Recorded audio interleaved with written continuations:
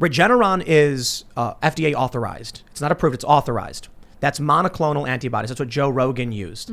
Joe Rogan did a video where he's like, yo, I had COVID. I was feeling really bad. So we threw the kitchen sink at it. We did monoclonal antibodies. We did Z-Pak. We did ivermectin.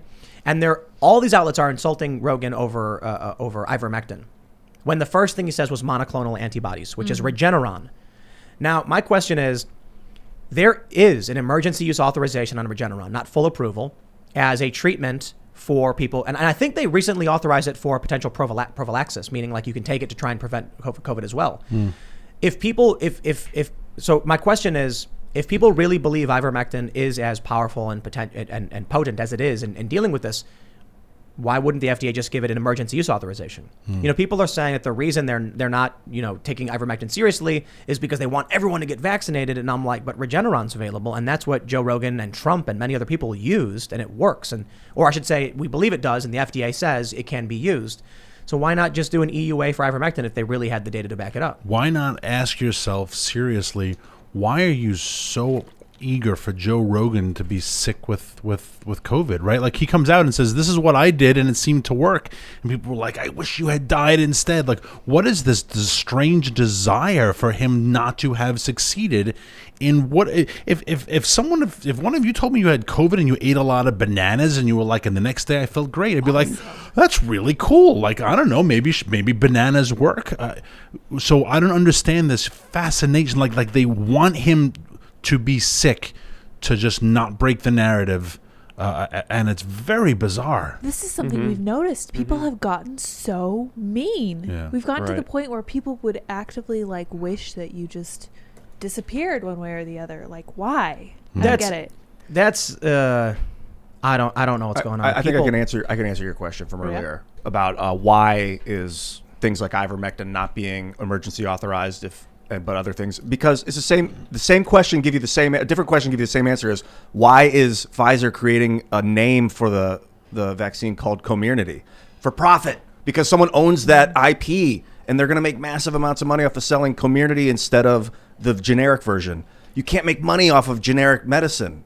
Not really. Not big money though. You can't own the IP. So this ivermectin stuff is like some generic $1.20. I don't know how much it costs, but it's dirt cheap compared to what. But it is mass produced by people, and I guess the problem I have with this is you start getting into the argument that, well, the studies must be faked. And it's like, well, so here's what we have. We've got a bunch of studies that are pushed by that are propped up by a lot of people about the efficacy of ivermectin. They show country by country data, and then you have many other studies saying it's not effective, and we found nothing. I would have to make the assumption that one of those groups of studies would be wrong or intentionally lying. And so I think we don't have to get conspiratorial on it. If we have data saying Regeneron is effective, and Joe Rogan took it and it worked, although he did take Z-Pak and ivermectin, so people might judge whatever they want to judge. Obviously, the media is claiming it was the horse medicine the whole time. But if we have data that these things do work, then I think it makes sense to say we don't want to do an EUA on ivermectin because it's conflicting data right now. So imagine if they came out and there's, we had Dr. Chris Martinson, he's a smart guy, and he said that look at all these studies saying it works. And then I was like, look at all these studies saying they found nothing, no change, no positive effect. It literally had no impact. And, the response we got from him was basically like, oh yeah, well those studies, you can't, those are no good. And I'm like, I can't make that decision. I'm not the guy who did the studies. I'm not a master of the universe. I don't know everything. I see the studies and I see conflicting data. Now imagine you are trying to recommend to people because you want them to be healthy. And you can choose to say, this one's got conflicting data. This one's got data showing it's efficacious, and Regeneron also. Which would you recommend? I think it's you can either believe in the malice of people and the profit motive and the greed and assume they're just lying to people about these other medications, or I think you can make the least amount of assumptions and say someone looked at it and was like, I don't know if that one's going to work. I don't want to recommend it. Right?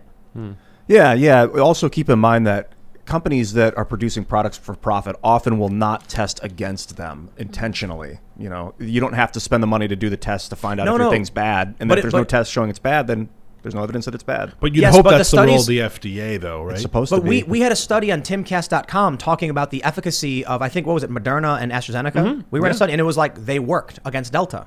That wasn't a study that was done by the companies.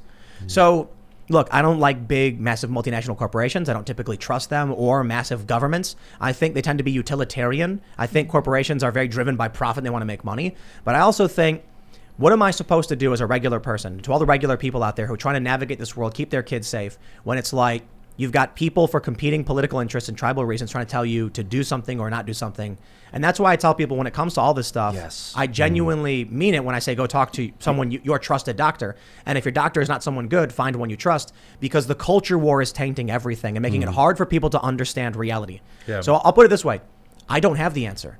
I don't. You might have an opinion on the answer. I just don't have it. I literally don't. But I think driving this also and making people distrust their doctor, the CDC, the FDA, the government, etc., there is a huge lack of accountability as we learn more about this virus. And what I mean by that is early on, we have to get hospital beds. We were building hospitals. We sent a Navy ship up to Manhattan because by this weekend we will have 40,000 respirators. We asked Ford to stop making cars because we need 100,000 respirators. Those things never came to fruition.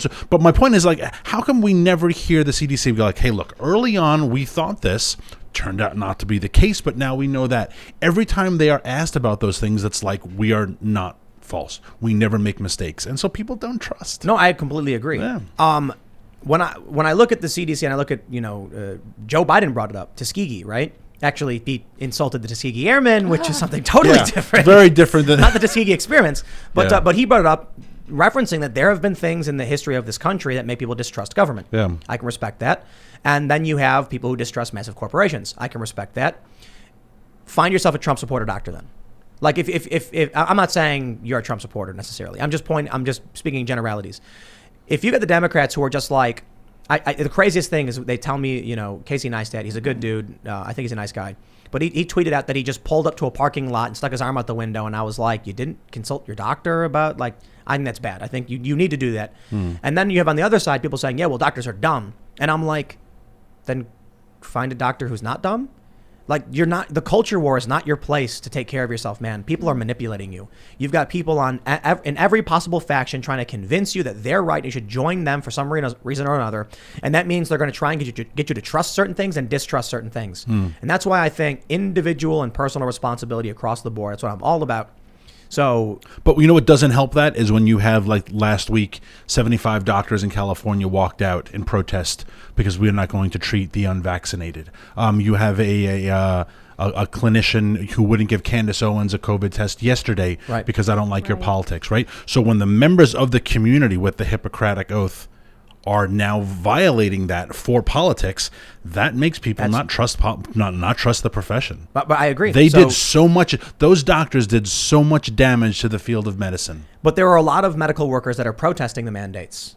Yeah. So I think my answer is simple then. Like, would you trust a conservative, Trump-supporting, anti-woke doctor?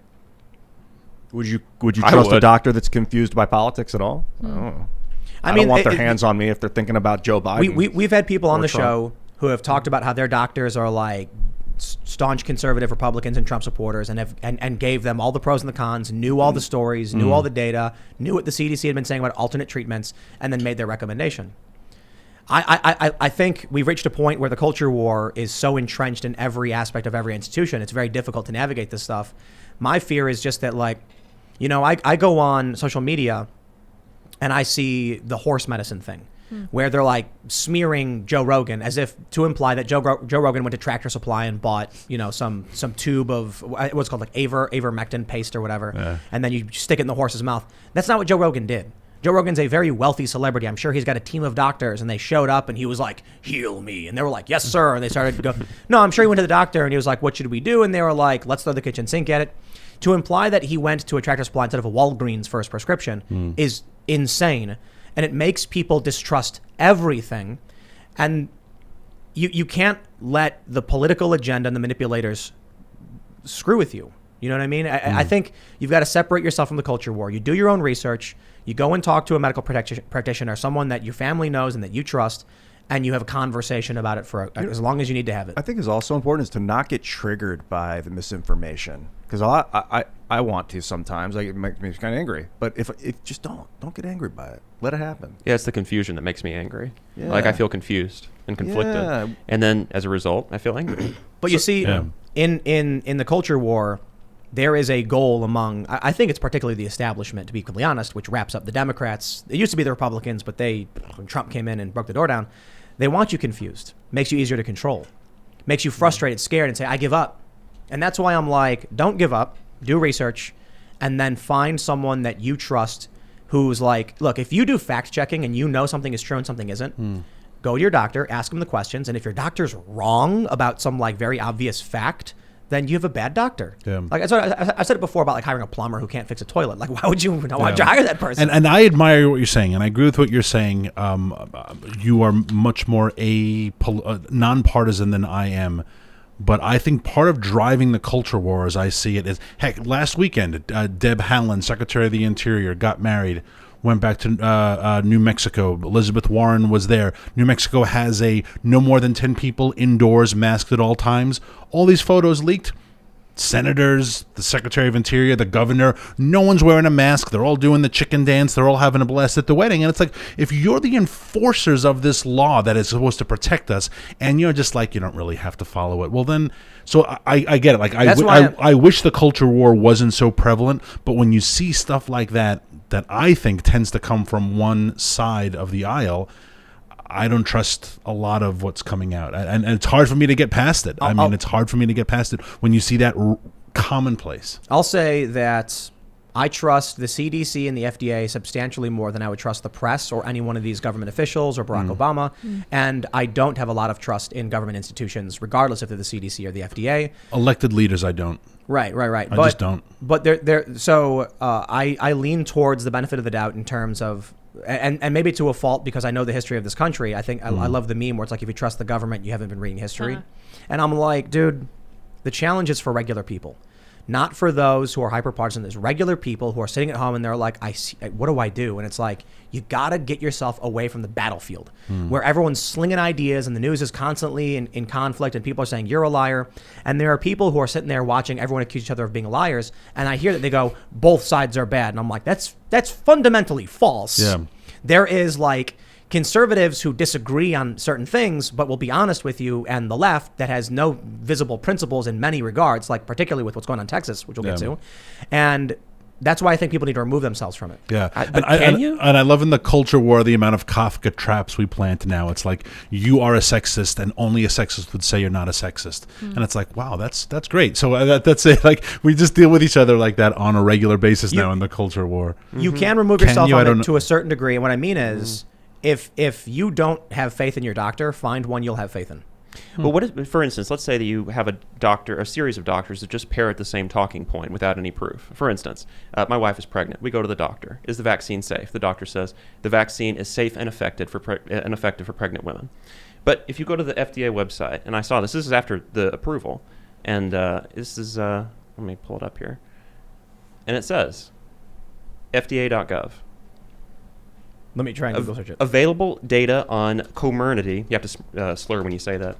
Available data on Comirnaty administered to pregnant women are insufficient to inform vaccine-associated risks in pregnancy. And it goes on to say that there's no evidence that immunity is going to be passed on through breast milk.